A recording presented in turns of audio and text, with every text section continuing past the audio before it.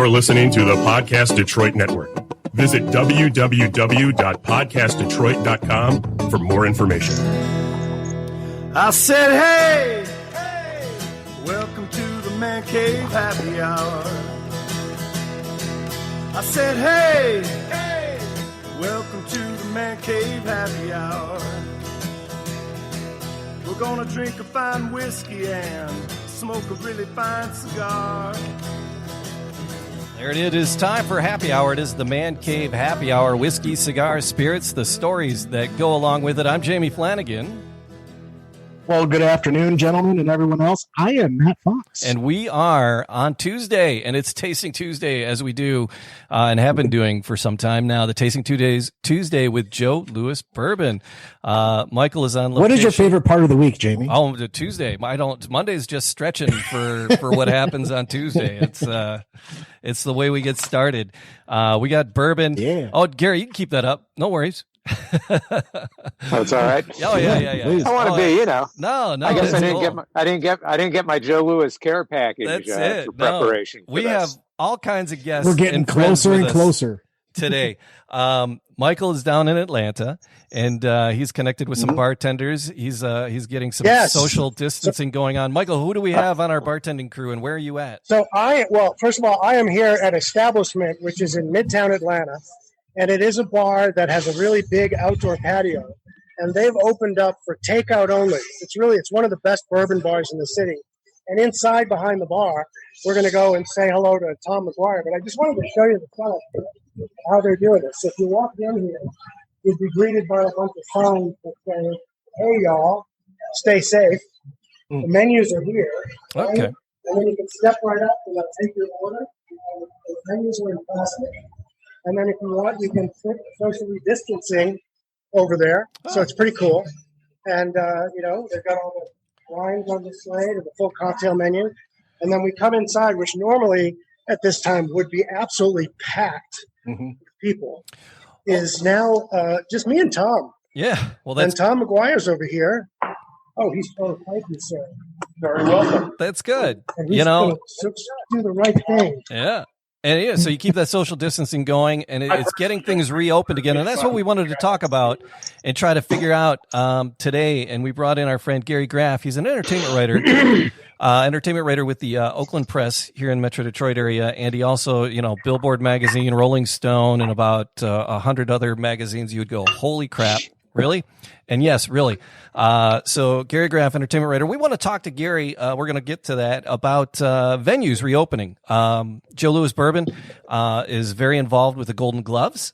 And there were many great events lined up earlier in April and here in May that are not happening. And so we're curious how venues are going to open up, and venues like the one that you're at there with Tom McGuire. And we got Bob and Jason on the line as well. Bob is newly retired from that establishment. Yes, sir.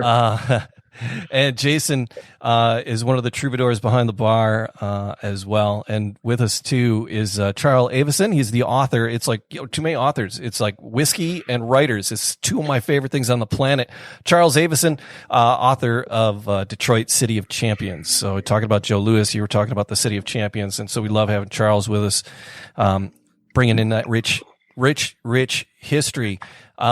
But first up, we were going to talk to Tom behind the bar. Tom, you were going to pour us a little something and talk a little bit about the bourbon. You finally got your mitts on a bottle. Yeah, I got a few cocktails lined up for you guys. You got your mitts on it. It's very. Again, I welcome you all to it. I'm sorry? You finally got your hands on a bottle, and it's a very it's a very corn. What are you going to do with it? What did you get out of the bottle, and then what did that go? Hey, I'm going to try this with this. Well, sure. So for me, having tasted the juice, it's very good stuff. There's some nice green notes to it. It's still got a really sweet finish. Just a touch of like that kind of like barley coming through at the end. It's really like. And for me, like one of the true tests of any spirit is how well it holds up in the classics. So I figured I'd give you guys one of our signature house cocktails and then a couple other classics that I think are perfect for, at least down here in Georgia today, a really hot May day. So a couple of refreshing drinks, a couple of which Bob will know quite well, considering he and I are longtime drink slingers back in the Prohibition days. We can go back that far. You don't look that old. Where we met Mr. Short, along with his compadre Walt. I do. That's right. We were very dangerous back then. That wasn't the original Prohibition days. We're not that old. This is a place in Atlanta called Prohibition. I am. Bobby. I time traveled, man. Speak for yourself. So yeah, we'll kick off with a few of these drinks then, and we'll just get right at it. And while you're doing that, you had mentioned, it's got a sweeter flavor. You got a sweeter feel to it. Do you think that's because you said the barley was coming through, but the sweeter feel, was that because of the most of that sweetness actually comes from the corn. Yeah. It's that barley that imparts those kind of like greener notes to it. And really, like barley for most bourbon production is the catalyst. There's no way to snip the carbohydrate chains without using either a natural enzyme or some kind of artificial chemical. So what most spirit producers use is they use malted barley to activate that, to get those carbohydrates broken down so the yeast can start eating them as sugar and make some lovely, lovely alcohol for us. So fair enough. I can't wait to see what you got there. All right, cool beans. Well, so make a signature one for you here for us. This is our household fashion. We, on a normal week, back in more normal times, we would sell entirely too many of these. So we're going to start off first by adding some bitters. We do a house bitters blend, but you can use really whatever you like. Ours is a blend of Angostura and Reagan's Orange, which I think really makes a really lovely base for an old-fashioned. But, again, there's no right or wrong. Use what you like. When it comes to sweetening agents, you really got a ton of options. Most of them, most traditionally sugar cubes. We use a Demerara syrup base that we've infused with orange and lemon and a touch of vanilla. Now, do you cook that down? How do you use a teaspoon of that? Yeah. Very, very concentrated. Really doesn't need a whole lot more else. Is that cooked down with Yeah, it's about 3 parts Demerara sugar to about 1 part water, and then fortified with a little bit of mellow corn whiskey in order to keep it from crystallizing on you, because it's really heavy duty. Gotcha. But a traditional 1-to-1 simple syrup works wonderfully, and if you like muddling sugar cubes, by all means do that too. The old fashioned is. The name really doesn't even do it justice to how old school it is. I love the history behind this drink, and very few people do know it. It's essentially, this drink was created not as the old-fashioned. The first dating recipe was originally just a whiskey cocktail. Very few people, when they think about cocktails, think about what that word actually means. And it refers to a specific blend of a base spirit, be it brandy, rum, whiskey, gin, vodka, tequila, a sweetening agent, and bitters, and then along with water or ice. That is, strictly speaking, what makes the cocktail. So when this recipe was first published, right around 1814, it was just called a whiskey cocktail. And as the 19th century went on, and the art of bartending really started to get going, guys like Jerry Thomas literally writing the first book, and then Harry Johnson right at the turn of the century writing one of my favorites and Bob's bar books. Yeah. They started calling it a whiskey cocktail in the old-fashioned style. And then by the time you hit the 20s in Prohibition, it's just an old-fashioned. So we've got that. We've got our sweetening agent. We've got our bitters. We've got our 2 ounces of Joe Louis bourbon. We're going to add some ice and stir it all down.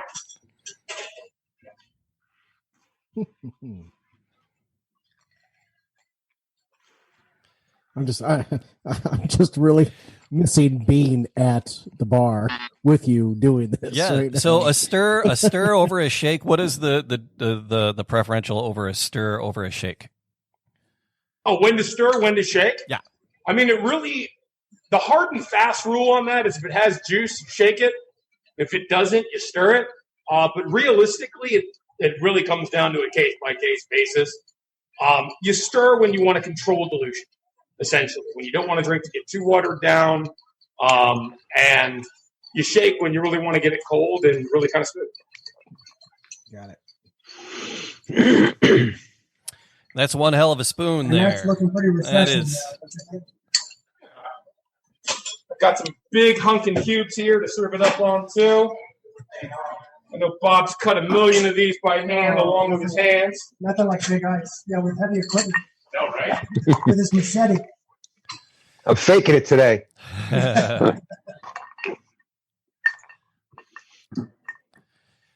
right. I'm going to just strain this out over a big rock. And then express a lemon peel and an orange peel across the top. So a lot of folks will smoke it or what have you. You just like going old traditional and lemon peel it is, right? Joe friends, Right. enjoy. Sir. Gorgeous. And there you go. A handmade cocktail. Beautiful. Cheers. Oh, and you know what? The lemon and the orange right up the top. Ooh, that's good, Joe. Up for Joe. I like it. We need to come up with a name for this. Would this be the Southern Joe? No, the old Joe. The Joe Manhattan. Well, actually, we do have one that we call the Madison Square. Joe's Madison Square Manhattan. Oh, okay. Because fights were in Madison Square Garden. Yeah. Very much So, so. yeah. But I don't know. I'm trying to think. We need to have like something from New York. I like the brown bomber myself. Oh, Well, okay. Do you want to know a little bit about the Brown Bomber? Because that's part of this plan. Is that one of the next? Won't be the next. Because the next is going to be rye. But following the rye, there's going to be a Brown Bomber, and we already know what it is. It is going to have an organic maple mixed with this same bourbon. And it really is, we've tasted it, and it's really awesome. But it's also going to be extra aged and extra dark. So it's going to be very dark, almost like a dark rum with the maple flavor. Not too much of a maple flavor, just enough to give it a little bit of a built-in sweetness. So it's going to be kind of like a rock and rye, essentially? Yeah. Cool. Yeah. Very cool. Yeah. So that's probably not till end of 2021. Is there, Charles, All right, so, is there an origination on the nickname, the Brown Bomber? Do you know of anything on that, Charles, where that nickname derived from? I mean, just kind of, just the evolution of it. It was like an evolution, it's just the, lightning fist type thing. I mean, it's just seemed to kind of go hand in hand with that brown, the Brown Bomber concept. I didn't know if that it just tied evolved. into his, It wasn't like something, I do know that it wasn't something that right off the beginning, he wasn't called that. It was like, I believe it was at the tail end of 1935, 36, when he was already like really, exploding onto the international scene, that the more that phrase got started getting kicked around, the more that it became like the official, like the main thing. Right. Cause there was he had other names too. It was there was a bunch of different stuff that they called him, but that it just kind of evolved once that name hit, stuck. Yeah. It was like that one just kind of stuck, Would it be like because of the era, because we were at war at that time too? I mean, would it be like that? Would that kind of tie into that as well, you think? Yeah, I mean, like there was other names like the Dark Destroyers, stuff like there was. You'd have other stuff too. I mean, there was there was just different names, but that one really just evolved. Like once that one hit, it was just so perfect. It just just kind of like anything. It just was like an evolution thing. Yeah, I didn't know if it tied into his military history or not. If it was his military history, if it tied into that or not. No, it was he was that name was locked in before he was into World War II. Right. But I will show you something really cool. If you give me just 1 second, I'll show you something really cool here. Absolutely. Thanks, Michael. Charles he's just has some amazing memorabilia. Always has something. And just always the best stories just lurking about. It's just, I love I love that you just walked away too. While we're waiting for that, can I just show you something? Sure. Yeah. Check out that. Oh, look at that. There's a nice selection of bourbons. So this right here, I'll show you this. This is really cool. All right, Charles. So this is a 1937 Ring magazine. It's one of my favorite covers. Yeah. I just took it off my wall because it was actually in a frame. But so this is a 1937 Ring magazine, and then so you'll notice right down here, that says the Brown Bomber. Like it's in reverse, of course, on the okay. screen, but it says the Brown Bomber right there. Yeah. You see how it's dropping a bomb, and then look. But the cool thing is, look at that airplane. It's a World War II. It's a B-52. Well, it's a World War plane. World War II style airplane. It actually says, if you look close on it, actually says the Brown Bomber right on the airplane too. Nice. So you can see by 1937, it was a pretty well established nickname for him. Yeah. But this is a classic. Like I've done a lot with that cover. Freshened it up, restored it. Wow. But I just love this issue. When I got a chance, I'd seen the cover on the internet quite a few times, but when I actually saw the chance to buy this, I was like, yeah, it's not every time Bob puts the Joe Louis bourbon up to the camera, I think I'm gonna get punched. I try to duck out. He's bringing it up there, and all right, but so we were talking about boxing and talking about the Golden Gloves. Joe Louis, we'll have Tom do another cocktail for us in a minute. But Michael, you have to drink that one down first, and then he can make you another one, right? But Joe Louis Bourbon, you guys are sponsoring the Golden Gloves in a lot of the Golden Glove events. You're tied into that. That was where the official first release was going to take place, right?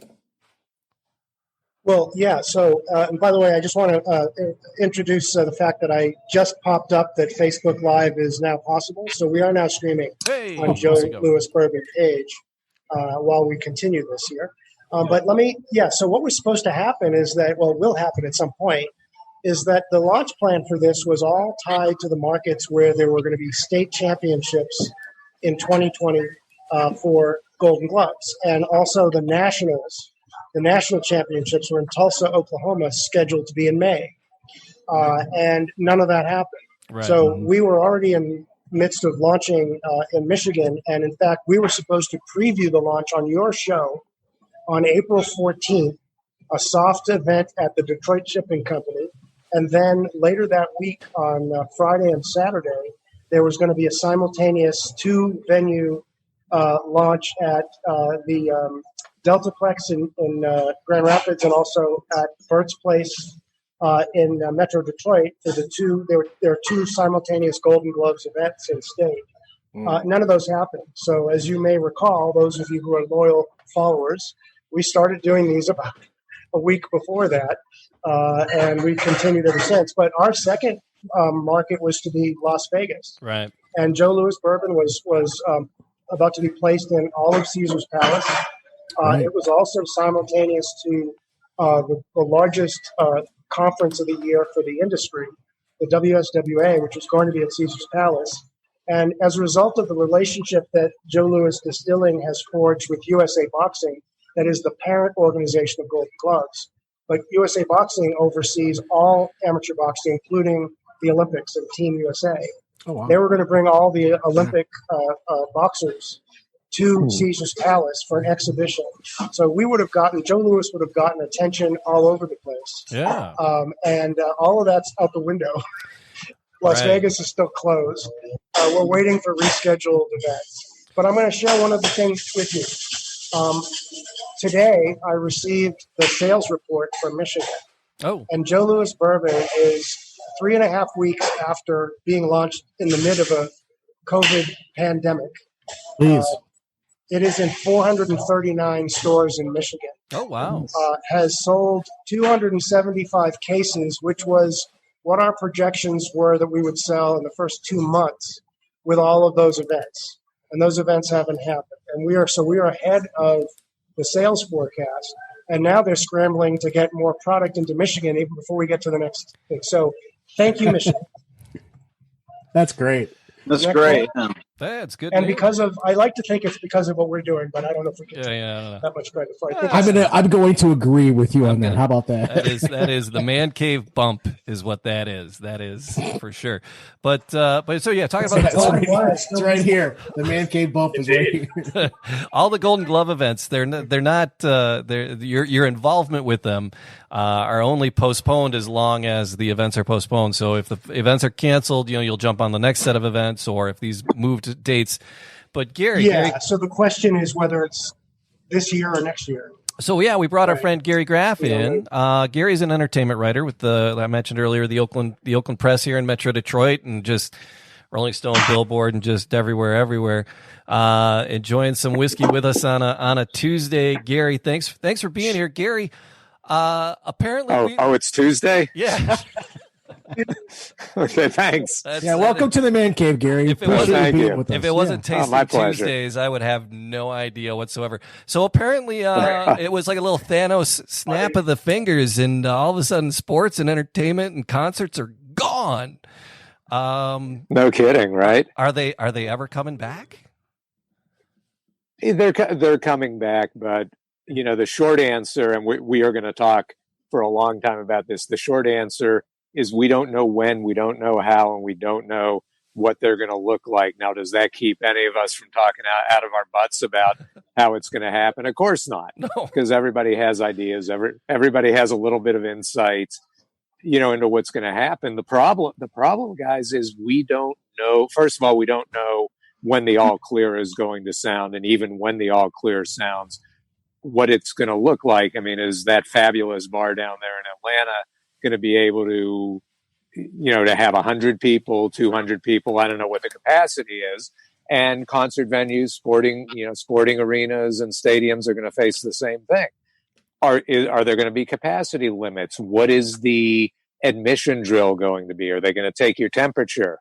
Are you going to have to produce papers or go through some sort of health check before you can get in? I mean, all of this is being discussed. Right. There are no firm answers yet. The conventional wisdom is that the audience will probably not come back in full force until there's a vaccine. And of course, we don't know when that is. And even when there's a vaccine, people are still going to be a little skittish. And then on top of that, people are going to be skittish. Also, are they going to have money to go to these places after what's going on now? And these are all the variables we just don't know the answers to. That was a question I was going to have for you, Gary. As a consumer, going to sports, events, what have you, the prices, with less people possibly going, will ticket prices go up? Oh my God! So they can continue to operate. It's already $4,000 to see the Rolling Stones. I mean, come on. How much higher? Or do they go down? Or do they go down as an incentive to get people back in the door? Now, right. The Rolling Stones people are still going to want to see, whenever they come back. But the basic amphitheater summer show, that band, those bands that come around every summer, maybe in some cases twice a year. Maybe not so much. Maybe you're not willing to risk your life or risk your perceived life. Is anybody testing Keith Richards to see if he has the antibodies for a cure for this? He has antibodies for everything. I mean, have you seen that great meme that's out there with the 4 Rolling Stones? The other 3 are wearing masks, and Keith is just out there with his big smile. I have not seen that. That's great. It's a good meme. You know what? I'll go see Hall & Oates anytime. I really would. Okay. All right. But it's going to be very interesting to see what people are willing to go see again and aren't going to be as willing to see. It's, and so much does depend on the health issues, whether people think it's in control or not, because that's what's going to allow the municipalities to let these buildings be open again, regardless of the size. And then figure out the rules, and I think we are definitely looking at capacity limits, and then the venues themselves have to make a determination about whether they can make it work or not. Now, obviously, a bar can, 100 people, 200 people, whatever, 50% capacity. If they're drinking, it still works. A restaurant, has different kind of challenges. A theater, like the Fisher Theater up here in Detroit, they make their money on the last 300 tickets they sell for a sellout. So if they have to cut their capacity in half, it may not be worth it to them to even open. And you're going to get the same type of situation at whether it's a Fox Theater in Detroit or Atlanta, which are both around 5,000 seats, or the big arenas, the sheds, the stadiums, of course. A lot of decisions are going to have to be made, and then it's what happens in the food chain. Will are the performers willing to make less in order for the promoters to charge less in order for people to afford it and then come to the show? Man. And these are the things we don't know yet. Yeah.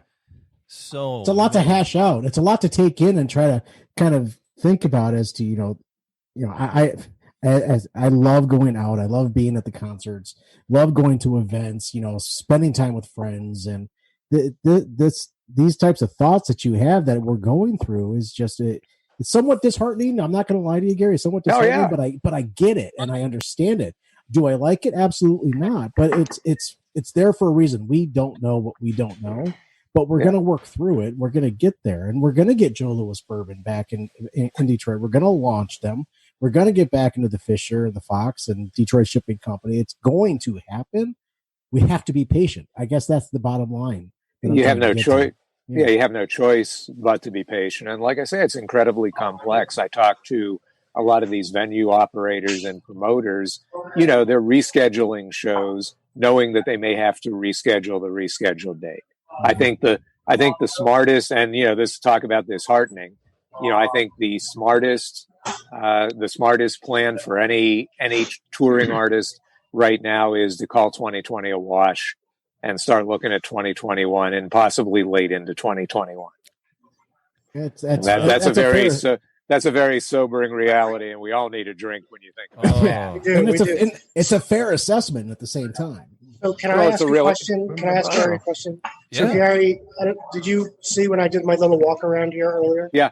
You see what they're doing? What are your thoughts on that? I mean, I don't think anything's perfect, but they've kind of you can see everyone's spread apart. I don't know. Well, like you said in your introduction, that place is so well it's so well set up for people to still gather, but follow the rules and do what's smart and right. Not every place is like that. Certainly, concert venues are not necessarily like that, and we have to depend on people following the rules. And Lord knows, here in Michigan, we've seen evidence that there are a substantial number of people who seem not ready to do that, and that creates a dangerous situation, and that's going to affect whether people want to go out to any of these places. I mean, I think where you are, like I said, it's so well set up and it's so airy, and there's that big outdoor space, so I can see feeling very safe going there. There are other places that you won't feel as safe about, and certainly I'm the if you're only one allowed inside here with Tom. Everyone else walks up. It's good to be a bourbon maker sometimes, isn't it? Actually, I can't imagine when it's bad to be a bourbon maker. Really, all I have to do is walk in with a T-shirt like that. All right. Actually, I had to walk in with a bottle to make it. Really. Yeah. Oh, that's all. That helps too. The password is antibody. The password is booze. So, Tom, let me ask you this. Yeah. The reality is that this is, I hate to say it, this is more of a community service than a profit motivation right now, right? I mean, a lot of it for us, though, is we had all this outdoor space to work with. We wanted to we really had to pivot our model to focus on that.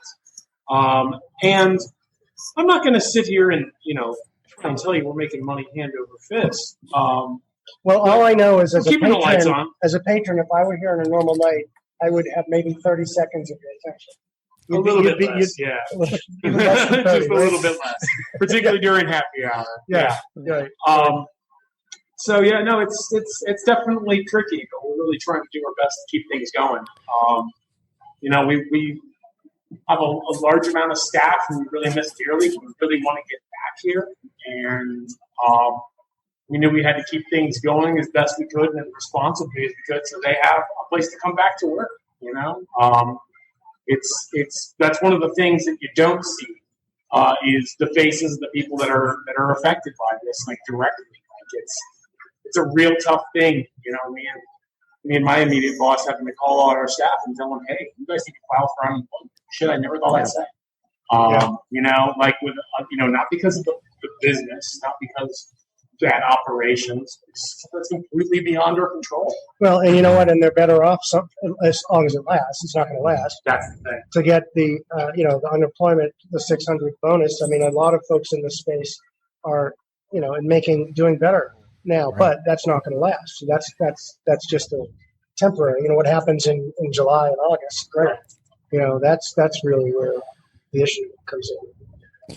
I actually have a question for Bob.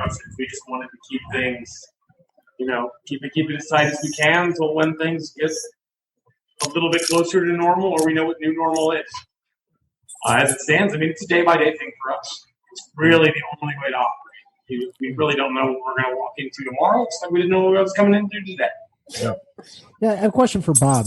Bob, you spent your time as a bartender 40 plus years, correct? Yes, sir. And what would you compare today to back then? Did you ever see something like this as to where people were out of jobs in the bar industry?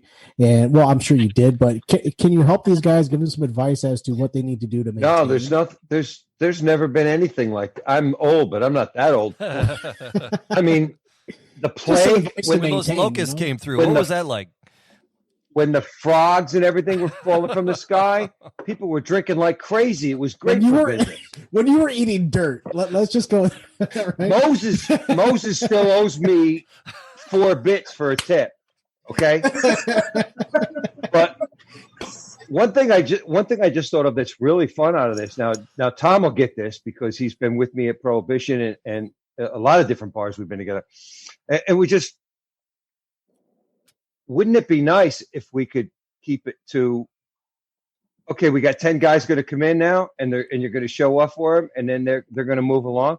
Because we're always having a hard time with stop the door. Why are you letting 40 people in? Mm-hmm. This could be a nice thing for show bartenders to say, let a certain amount of people come in. But the main thing, I'm a jokester, you know me. Mm-hmm. But the main thing is I think it's really just goodwill for us to be with our friends. I've been on a couple of Zoom things with Katie Klopman, who used to work in East Andrews, which was part of the whole Prohibition thing. And she works at an English pub, Churchill's. And she just gets everybody together and we all talk about how do we set up unemployment? How do we set up this? What are we doing to get through? Oh, let's do a shot. I'm usually toast by the end of it, but I'm usually toast. So it's a normal day at the office. I just think it's weird, man. It's weird, but it's great that people can get together. And I think if we could set up some kind of a thing, just get on and say, here, boom, tip your guys if you want to tip them virtually. Or if you can't and you're not that savvy, wait until it's time, save your pennies up. I'll drink with you on the phone for free and then come back in and visit my friends when it's done, We've mentioned it here before. There's a website called Go Tip 'em, and yes. You can actually register as a bartender, register there, all or 50 as a states. server, register in all 50 states. You go and register, and your bartender, you can go and tip that every time you pour yourself a drink at home. You know what? Throw your bartender a couple of bucks because that's what they live on are those tips. So go tip'em.com. Good friend of the Man Cave Happy Hour, Nick, he put all that together and it's across the entire country. So, as you said, you have a drink with your bartender, whether it be virtually and throw them a couple of bucks. All right. Speaking of bartenders, Tom, you did us an old fashioned. What's next up your sleeve? What do you got another? So what do you like to do? Man. What do you like to do with whiskey? Sure. So this is one of my favorite old school whiskey cocktails. Being Joe Louis bourbon, it seemed perfectly appropriate, and it's a wonderful summertime cocktail. The classic whiskey smash. Really simple, really easy ingredients. We'll just bang one of those out for you guys really quick. Mr. Shore, I do need to get a 10 from you. Thank you kindly. They're excellent tripods. Indeed.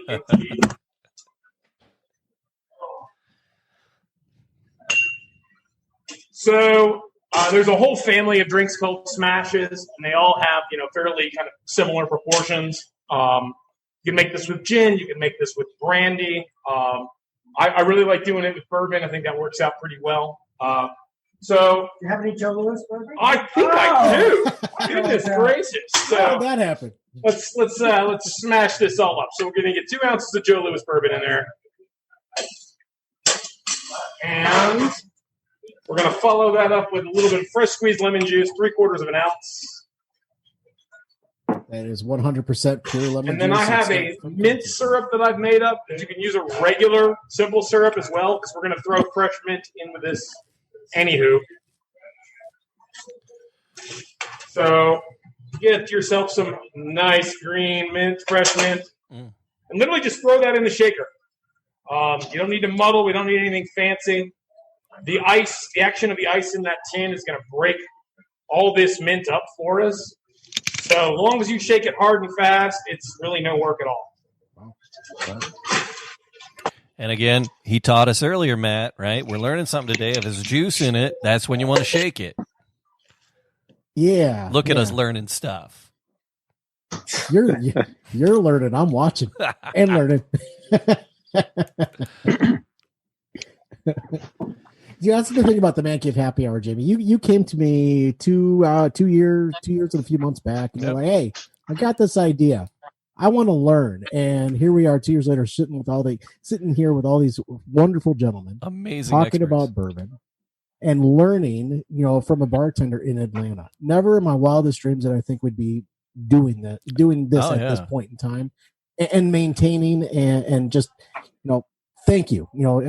You've always been one of my best friends, and I really appreciate everything that you do. But gentlemen, if you don't know Jamie, you got to know this guy. Somebody needs a hug. Yeah. So getting kind of lonely over here, man. All right, so Tom, this is after only one drink. So we've taken that mixture that we've shaken up really good, and then we strained it over some crushed ice. Now, crushed ice for the home bartender can be tricky. You have to break it all up, smash it all up, except for you don't. There is a very common fast food chain with drive-in locations all across America that will sell you bags of crushed ice. I didn't say it, you did. But yes, they have great ice. It's dirt cheap. And so don't even bother smashing it. Just go pick up a bag. It'll like an 8-pound bag will run you like $1.60. You just kind of can't beat it. You can make 3 drinks with an 8-pound bag. It's great. I like the way Bob. One guy told me a long time ago when I first fresh mint and then a lemon wheel just to make it pretty. Bob, what were you going to say? A guy told me when I was starting out, he's like, told me 2 things. It's a good way to lose an arm. I'm not done with that drink. And the other one was, the best way to start off for a really good martini is 500 pounds of crushed ice. Only? I agree. 500 pounds? That's gorgeous. 500 pounds. 500 pounds. I don't do metric. Sorry. So I Guess what? I had some. I'm having another drink here. Excellent. I had some Elijah Craig in my glass earlier today. I was doing a little whiskey. Went with the Elijah Craig. Matt Fox, where were you at with your whiskey sample today? Yeah, yesterday I sampled 4 Roses. Tonight, tonight I'm going Buffalo Trace. Right on. All right, so Gary, I know I saw you had a bottle in front of you. What Buffalo Trace? Yeah. Well, as the beard and hair would indicate, I'm very old school. So I've got a bottle of Makers with me, and there's a and I'm drinking it. But there's the history to it is when I was in college, I dated a woman from Louisville, and I was taught about bourbon by her father, and even got to go to the Makers distillery. So.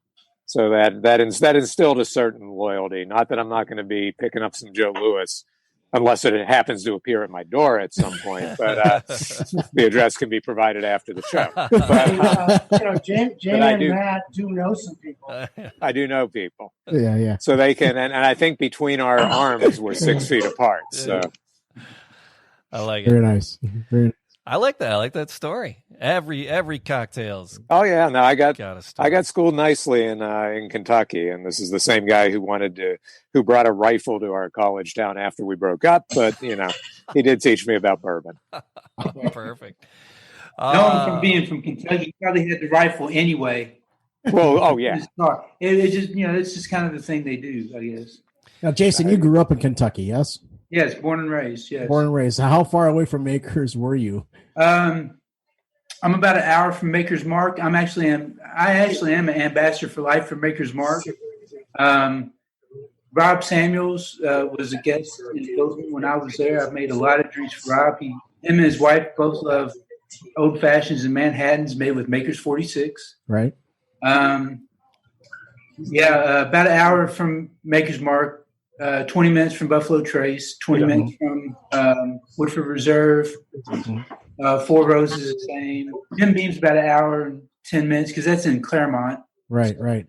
But where Joe Louis Bourbon is now distilled at, that is in Kentucky, or is it not? 20 miles from where I grew up. Yeah. It's from the original was in Lawrenceburg, Kentucky. Mm-hmm. And that was actually Jim Beam distillery. I believe it burned down. I had to look into that because I actually called around a bunch about that. But Lawrenceburg is now popular because that's where Wild Turkey is, which is, one of my daily drinks is if I'm gonna have something, I really like the Russell Reserve 10-year single. Oh, nice. This is actually a barrel pick that a friend of mine did in Kentucky, but the white label, the 90 proof for $25 is a really nice daily drink. Maker's 46 is a great daily drink.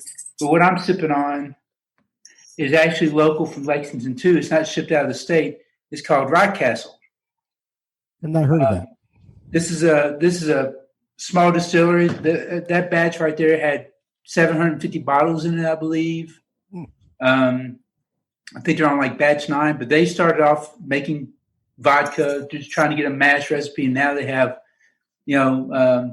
some really nice bourbons going. But yeah, the whole thing with all the distilleries, man, is one of the best distillery tours that's there. That distillery is not even on the Bourbon Trail, and that's Buffalo Trace. It's also the one that's hardest to get their products. But I advise everybody. You're talking about Gary. You got to see Maker's Mark. That's one of the most beautiful campus facilities I've ever seen. They did that one right. They've that's a really beautiful grounds they have there. Nice. Hey, Michael, I believe you're still on mute there, bud. Yeah, you muted yourself. I was just going to say that I went to Maker's Mark the first time, like maybe 5 years ago, and it was right before Christmas, and it was just beautiful. They had, decorated. It was really like a little village. Plus, the cool thing is, from major brand, I don't know if this is really how they do it, but you see these two women like putting the labels on. It's like very, do they really? Every one of their bottles is hand dipped. They go down the line. Yeah. They hand dip them. That's I don't know if you can really see that. That's me and Rob Samuels. Ah. Oh yeah, nice. That's where they let you do the dipping in the end. Yeah, that one right there. That was in when he was at our hotel way back when. Nice. But yeah, if you go into there you go. They do all that by hand. So that bottle comes down the line. They dip in a twist. I can't tell you how many bottles I've dipped at Maker's Mark, and every time I do it, I love it. I mean, it's because I guess I kind of took for granted growing up in Kentucky. About I'm in Georgia now, but growing up in Kentucky, some of the things that you can do, some of the things you get. People are like, hey man, it'd be great to go to distillers. Well, yeah, I've been to that one, umpteenth time, but a lot of people haven't, and that's an experience for them. So when they would come to the hotel, when I was bartending at the hotel, they're like, oh, we're from California for the bourbon tour, and they would see our selection of bourbon. We had 300 plus bottles of bourbon in our and I would go through to try to know every one of them so I could give them something different.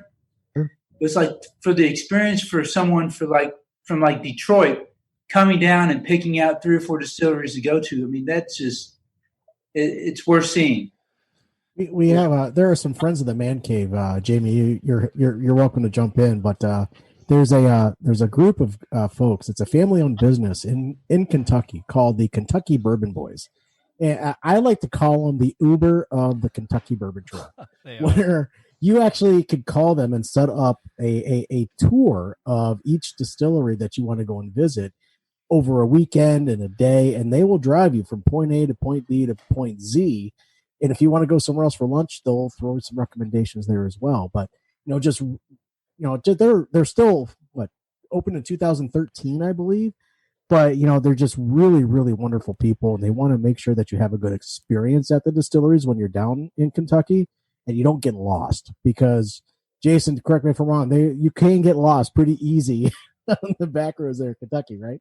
You can. They all lead up somewhere, though. Yeah, they do, really. But I guess if you're going to do a bourbon trail trip, there's a couple of things you want to do. One, you want to pick what airport. Are you going to fly into Louisville or are you going to fly into Lexington? And that's what they'll talk to you about. They want to understand what your plans are, because they're in 3 different areas. They can take you in 3 different areas. You fly into Lexington, and you have some of the small micro distilleries, but you fly into Lexington, you're 20 minutes. You got 4 Roses. You have Woodford. You have Buffalo Trace. Mm-hmm. You fly into Louisville. You can go to of course you'll go to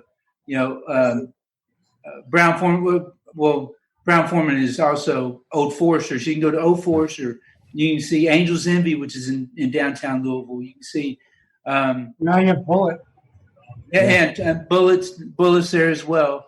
And then you have all the little bitty places you can go to that are Well, there's a whole craft bourbon tour.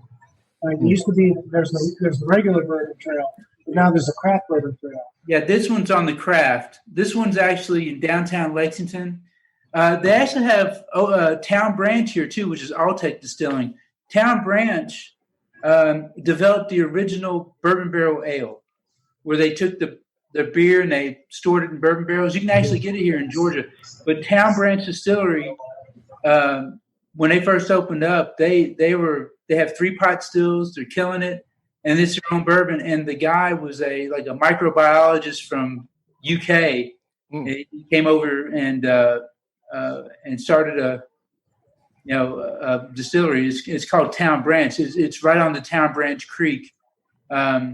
Which I've seen the water in Town Branch Creek. It's terrible, but the bourbon's fantastic. I think there should be. I think there needs to be a Man Cave happy hour, bourbon trail field trip. Oh, I don't see why not. I can't complain and say no. How did Kentucky become such a center point for whiskey for bourbon and that? How did it do you have maybe everybody else knows. I know. I didn't know too. That go for it. Who wants to say? So you know why Kentucky is also known for racehorses, especially Lexington? It's because I guess I didn't know that answer to that either. No, I don't. Well, it's the same reason. Because the high limestone content of the water produces grass that has a very high calcium, so the horse's bones are very strong. And high limestone content in water is really essential to a good bourbon because it produces clarity in the bourbon itself as opposed to cloudy. Oh, interesting. I didn't know that there was that high of a... Plus the climate, because back in the day there weren't any temperature controlled. Now there are temperature controlled rick houses, and so it really has to do with the number of days of over 90 degree and the number of days of below 40, but not too many below 20. Well, there's also a third reason, Michael. What's the third reason? Whiskey comes from one place in the world, right? It's an Irish creation. There happens to be a huge population of Irish immigrants to the Kentucky area, of which my grandmother's family, the Cormans, were one of them. They came over in the 1690s. Mr. McGuire would know that. McGuire, is that Irish? The word bourbon itself, the way they think that the origins came of the word bourbon itself, is that one of the ports of out was Bourbon County, Kentucky, Paris, Kentucky. So when they started floating stuff down hit the Mississippi to float down towards New Orleans, we had barrels stamped with the port of origin, which would be that's interesting. Yeah. So when it got down there and they didn't know what the barrels were, they would crack those barrels open, and they would see this juice in there. They figured that the product was called bourbon. They didn't know it was the port of origin until they started drinking it. So I mean, I know that. They're like, that's whiskey aging was discovered by accident because of that very process. Just loading up of barrels, them sipping down the Mississippi slowly along the river, and all that time, all of a sudden somebody realized, holy crap, this is actually good. We should keep doing this. Yeah, but they thought it was a mistake because when they would get down to New Orleans, like, this was clear juice when we put it in here. Right, exactly. And they took the color of the barrel. Yeah. Yeah. So can I say something that's relevant to Joe Louis Bourbon? Absolutely. Because, Joe Louis Bourbon, I just gave a sip to somebody who doesn't like bourbon. Hey, no. So Joe Louis Bourbon is distilled in Virginia, but it's southwestern Virginia. It's maybe 40 miles from the Kentucky border. But when we were sourcing it, I went and pulled the U.S. Geological Survey data to see all the shale and the limestone, and to determine that the actual water that goes into Joe Louis Bourbon has a higher quotient of limestone than Lexington does. So, yeah, he took it to the next level. That's interesting too. Like, I mean, you actually went to the limestone content. Like, I didn't realize it was that scientific. I didn't realize. Oh yeah, it is. Well, there's a whole wood science to this too, which we should do for another future episode about the different chars, the difference between roasted and toasted, char 1, 2, 3, 4, 5, 6, because it does have an effect. There's science. It's not just art. It's not just playtime. Yeah. Well, a lot of the and of course, when they were making a lot of liquor, they would do that to keep. In some parts, they keep that. They do that to keep from getting taxed on the excess corn. So they try to do something with it to and that was before they really started taxing alcohol. It's like in Maker's Mark they had the old courthouse. The courthouse, like you could ride up to the little this little bitty shack. It looked like a guard shack, and it was the courthouse where you give your nickel or whatever, and they give you a quart of booze. So it's like. So say dip your nipple. I love the terminology for that. Yeah, just watch. I still don't really know what that means. This is G-rated. No. Nickel. Listen, I don't mean to interrupt, but Mr. McGuire actually is on the clock here. I do got to sign off, gentlemen. It's been a pleasure. All right, Tom. Bob Rohde, you're my hero. Tom, appreciate you, sir. Thanks for the drinks tonight. Really I'll talk to you tonight. My pleasure, guys. I'll call you tonight, Tom McGuire. Thank you for the drinks tonight, because I've been the one drinking. Thank you, Tom. Great job. You. All right, sorry. Now we can. All right, we'll wrap it up before we wrap Jason, it up. pick up with where you started with dip your nipple. Go ahead and finish off where you're saying that. I thought it was nickel, but I'm happy with the whole nickel I think you said nickel as well. Jason, that's become part of my vocabulary going nickel? forward. Just to let you know, that's something I'm going to be saying at some point in the future. Dip your no. You get your nickel. nickel. Oh, your nickel. I thought you said like you dip a nipple and you're like, you're good. Like just get a little splash or whatever. Yeah. I thought that's what you meant. No, nickel. Actually, Either way, we're in. Yeah, that's what I'm saying. Like that's my. I don't care whether that's what you said or not. That's a saying. It's like the old one, grass or gas. Nobody rides for free. Exactly. Yeah. You got a nickel or you got a nipple? Get in the ring with Joe. Yeah, nickel or nipple, one way or another. Like nickel or nipple.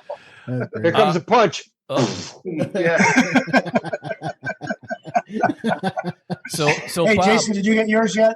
I have not, and we've been here for an hour. All right. Not checked the mail yet. Hey Bob, you were able to get your UPS, we sample. love you, but I tell you what, let me go check real quick. Yeah. Well, I'll give you a topic to talk about. I will check it. All right. So, but Bob, you were able to get your you sample, can drink it later. and you were able to try it after 40 years behind the bar. Yeah, Bob, and You've tasted a lot of whiskeys. You've tasted a lot of bourbons. What do you get out of the profile on the Joe Louis, and where do you put that? I like it. It's got a lot of heat to it. I like a 90 proof. I'm with Jason. I like the high proof bourbons. Anything, a little bit higher proof. Bob, for me, when I tasted it originally, Bob, 90 proof, I was surprised by the heat and the bite. It doesn't. Yeah, but to me, it's so sweet. It's so smooth. Yeah. It doesn't hit you like some. I won't name another brand, but you know what I mean. It's like it's smooth. Mm-hmm. It hits you.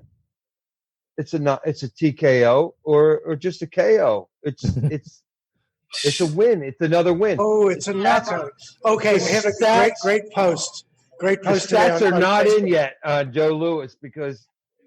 Okay, great post from somebody in Detroit today on Facebook. Says, I knocked out Joe Louis, and he's got a picture of an empty bottle. Oh boy! Yeah, there you go. Nice. That's great. All right, guys. Thanks for knocking it out with us today. We really appreciate it. Gary Graff, thank you so much. It's Graff on Music. If people are looking for you on the socials, right? Right on, Graff on Music on Twitter.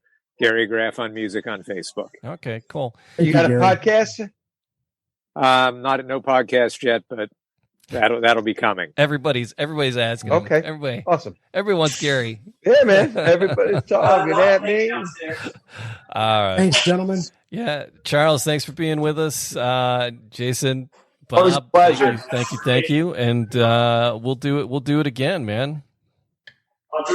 Gentlemen, we got some teasers for you. Oh, what do you got? I got teasers. All right. Combine next Tuesday, and we'll tell you the whole story about pooping on the island. Oh, I knew. That was actually the reason he wanted to come on, to clear the air. I don't want to do it now. I want to next week. Okay. Let's but also, we're also talking I'll show about you. Whatever that was. So you can't see it until next week. All right, and I just want to thank the folks at Establishment here in Atlanta, because they've been great.